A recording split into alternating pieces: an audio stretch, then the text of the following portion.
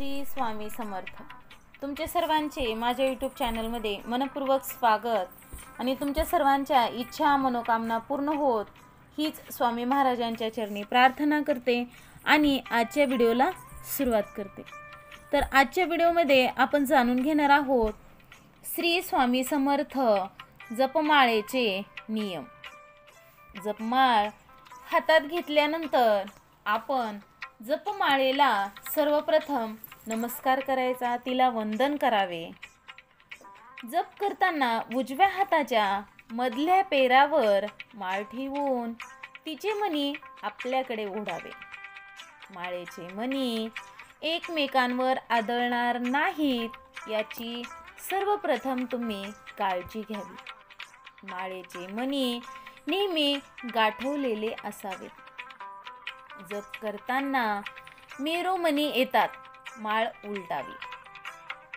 कोणत्याही परिस्थितीत मेरुमणी ओलांडून जप करू नये।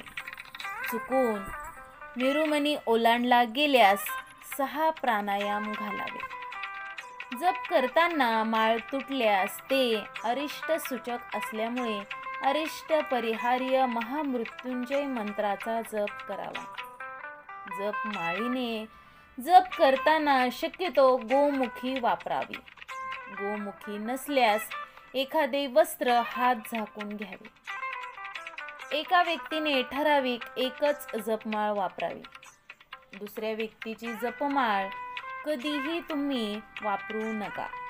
जप झाल्यावर माळेला वंदन करावे, नमस्कार करावा। जपमाळेला माळ नेहमी एखाद्या चांगल्या डब्बीत ठेवावी, कुठेही अस्ताव्यस्त पडलेली नसावी। एकाने वापरलेली माळ भेटवस्तू म्हणून दुसऱ्याला देऊ नका। माळेचा जप करताना तोंड उत्तर किंवा पूर्वेकडे असावे। जप करण्यापूर्वी माळ हातात घेऊन प्रार्थना करावी। जप करताना नेहमी आसनावर बसावे। या सर्व नियमांमुळे केलेला जप सफल होतो। अशा प्रकारे आजच्या व्हिडिओमध्ये आपण जपमाळेचे नियम जाणून घेतलेले आहेत। तर तुम्हाला माझा हा व्हिडिओ कसा वाटला?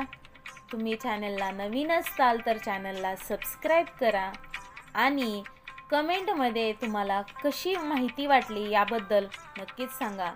आणि तुम्ही जर श्री स्वामी समर्थ महाराजांचे भक्त असताल तर कमेंटमध्ये श्री स्वामी समर्थ लिहायला विसरू नका। आजची झालेली सेवा स्वामी महाराजांच्या चरणी मी अर्पण करते आणि माझा हा व्हिडिओ इथंच थांबवते। श्री स्वामी समर्थ। जय जय स्वामी समर्थ। धन्यवाद।